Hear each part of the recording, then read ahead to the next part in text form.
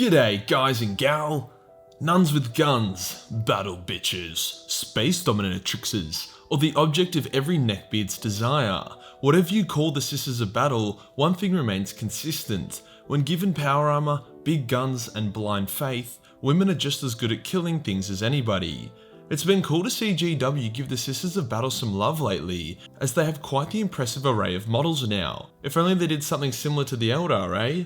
But did you know that not every Sister of Battle is a platinum blonde? Indeed, only one of the orders actually dye their hair this way. It just seems like they all do, cause that order is more or less just the ultramarine version of the Adeptus Sororitas. Before we get started, do you remember that video where I paid a bunch of Fiverr artists to make Saint Celestine hentai, but the art turned out to be super overpriced and kinda shitty, and then I was like, I could totally get better Saint Celestine hentai made for cheaper on any other platform? Well, I did. Here is the censored and normal version of the artwork, done by Harris Straw. The uncensored version is on Patreon for only $1, as I obviously can't show it here. But yeah, hypothesis correct. Fiverr is shit. Yeah, any excuse to peddle hentai, eh? Today we'll go over each of the Sisters of Battle order. I will be spending most of the time on the militant orders, as they are the only ones people actually care about, but I will also mention the other non-militant ones because I love making my job as hard as I possibly can for myself. Let's get into it. The orders militant are the Sisters of Battle who like to go pew pew so the bad guys go doo doo. Firstly, we have the Order of our Martyred Lady, the most common sob and the order which produced the wildly overpowered ball breaker, Saint Celestine. The reason for dyeing their hair white is because when Alicia Dominica met with the Emperor to discuss why Georges Vandire, that dick, was evil, the experience of getting psychically blasted in the face by the Emperor talking to her turned Alicia's hair white, hence they now dye their hair like that in her honor. This is significant, as Alicia killing Georges Vandire saved the Imperium and it freed the sisters from his low-key creepy command. This order is incredibly ruthless in their purging of literally anything and anyone which isn't a devout follower of the Emperor. It's actually quite meme-worthy, as even the Custodes are amused at how the sisters treat them as literal angels. I can't say I blame their fanatical faith though. Their spiritual leader, Saint Celestine, is as angelic as it can get. The next order is the Order of the Bloody Rose. This order is as arrogant as they are edgy. Their creation was inspired by Saint Mina, who was one of the OG sisters who hung out with Alicia. It's said that when she was alive, she was able to kill multiple Space Marines in hand-to-hand combat. Now that's already pretty sketchy, but then when you read that she's said to have been able to fight a veteran Custodes to a standstill, the smell of bullshit really starts to reek. Either the fight never happened and the Bloody Rose just wanted to look cool, or the Custodes held back as the purpose of him visiting her was to get her to come talk to the Emperor, not just to immediately disembowel her. Do you see what I mean when I call them arrogant? Whilst all Sisters of Battle more or less fight the same enemies, the Bloody Rose have recently found themselves entangled with some Tyranids, and they're doing a pretty good job of it, killing a High Fleet Tendril and saving a lot of lives. Their combat style and even colour can be compared to the Blood Angels, or even the World Eaters, as they prefer to be up close and personal when curb stomping a Xeno or heretic soul.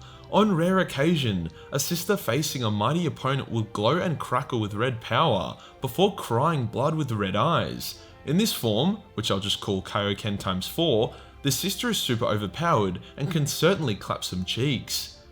Now onto the Order of the Sacred Rose, cause bitches love roses.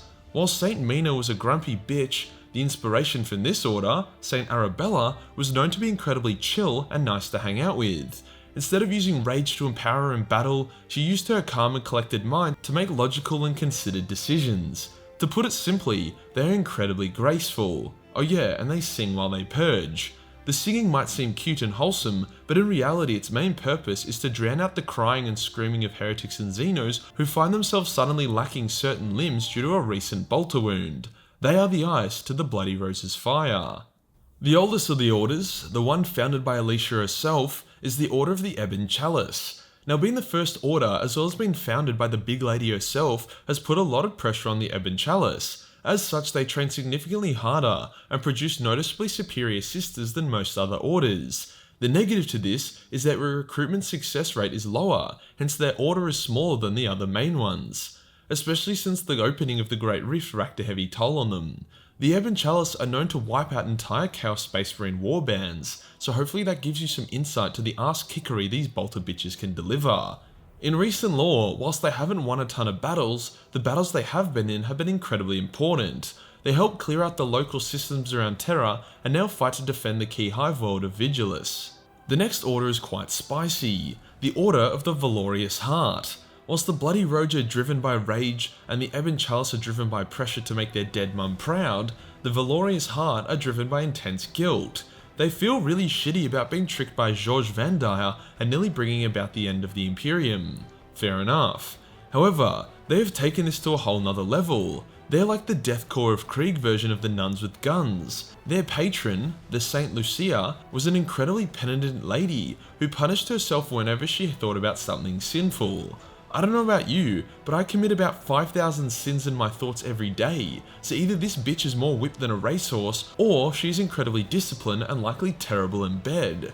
A side product of the Valorious Heart being super hard on themselves is that they have a disproportionately large amount of repentiers. Repentiers being sisters of battle who feel the need to atone for a great sin, such as downloading videos while using someone else's hotspot. Hence they strip off their clothes and they charge into battle with big ass swords. Nice. The final main militant convent is the Order of the Argent Shroud, who, for simple purposes, you can just think of as Raven Guard with tits. I say this as their armor coloring is similar, they don't talk much, and they have a bunch of jetpacks for flying. The only real difference is that the Sisters of Battle have no concept of stealth, hence these ladies just often Leroy Jenkins in with no plan or escape. However, they do have some cheese up their sleeve. When times are shit, they can gain the power of faith to make their armor stronger and make the enemy really bad at aiming. They're all about self-sacrifice and last stands and all that kind of jazz. Unfortunately for the Argent Shroud, their patron saint, Saint Sylvana, died very unceremoniously, being poisoned by an assassin before she could even lead her first crusade. Oh well. The Order of the Argent Shroud was almost seemingly wiped out by the opening of the Great Rift, with 80% of their members being caught in it. However, as the Indomitus Crusaders continued, it's become clear that the majority of them survived, and they've been waging war at the gates of hell this entire time. The Holy Hoes aren't just a group of zealous warriors, they can also be doctors and nurses that set up free healthcare across the Imperium, or fellow Crusaders on board medics. These orders are called the Hospitallers, and include the Order of the Eternal Candle, Order of the Cleansing Water, Order of Serenity, and Order of the Torch. Another different type of order are the Orders Famulus, who primarily act as advisors and educators of imperial nobles and planetary governors. They keep physical and genetic records of the families that they guide and watch over, and will occasionally do genetic testing of said families under the Inquisition's orders, to make sure nothing fishy has happened to their DNA. These orders include the Order of the Key, Order of the Holy Seal, Order of the Gate, and Order of the Sacred Coin. The final variant of order is the Orders Dialogius, who are just translators. Not only do they translate the various dialects and slangs that have emerged from the countless planets of the Imperium, but they've also learnt to translate Xeno words. Now you might be wondering why the fuck there are a bunch of fanatical chicks doing basic medical or administration work. Why did they just use normal hired people for that? The answer is that they do use normal people, but the Ecclesiarchy and the Inquisition wants to extend its influence as far as it possibly can, hence putting fanatically loyal chicks in some of these positions guarantees that. There are also a couple super duper niche orders, such as the Orders Margrina, who provide a bunch of choir girls to the Imperium, the Orders Plaxininium, who are professional criers and wailers like the ones in North Korea, the Orders Sabine, who arrive on primitive human worlds and, through their charm, prime the world for imperial takeover. Then there is the Orders Vespila, who are just a bunch of autopsy specialists. There are more battle buff girls than there are other orders, however. I've mentioned the 6 main ones, however there are many more that were either derived from the 6 main ones or were formed independently to fulfill a specific purpose. The main ones include the Order of the Black Sepulchre, I think that's how you say it, that lurks around the Eupharius sector, the Order of the Bleeding Heart, who guard some old crusty saint bones, the Order of the Blue Robe, who have aided in genocide, the Order of the Crimson Oath, as well as the Order of the Fiery Tear, who have both fought in the hotly contested Jericho Reach, the Order of the Crimson Tear, who have been destroyed, the Order of Divine Lamentation, who lost 83% of their sisters due to an autistic level of stubbornness that resulted in them refusing reinforcements.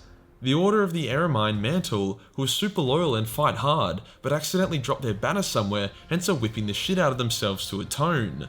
The Order of the Glowing Chalice, who often fight alongside elite guardsmen, the Order of the Golden Light, who, play Scrabble or some shit, I don't know. The Order of the Malden Countenance, as well as the Order of the Silver Lily, as well as the Order of the Sublime Adoration, who fought against the 13th Black Crusade and distinguished themselves. The Order of the Silver Shroud, who are shrouded in mystery. The Order of the Virgin Rose, who represents everyone in the Warhammer community. The Order of the White Rose, who are seemingly destroyed by Tyranids. And finally, the Order of the Wounded Heart, who have killed a bunch of traitor guardsmen. God damn, whoever came up with these names need a raise. Although, I wouldn't be surprised if it was just an AI name generator that was forced to read how to become a Nun 101 while playing Call of Duty. There are a lot of Sisters of Battle, and due to their recent model updates, I'm thinking we're going to be seeing a lot more of them real soon. If you enjoyed the video, you want to see some uncensored Saint Molestine titties, and you want to support the channel, then Patreon is the place to be. Where only $1 per month give you access to a boatload of Warhammer hentai. Hit the subscribe button, then hit the real subscribe button for more feminine content. Join the Discord for more memes, and I'll see you in the next one. Peace.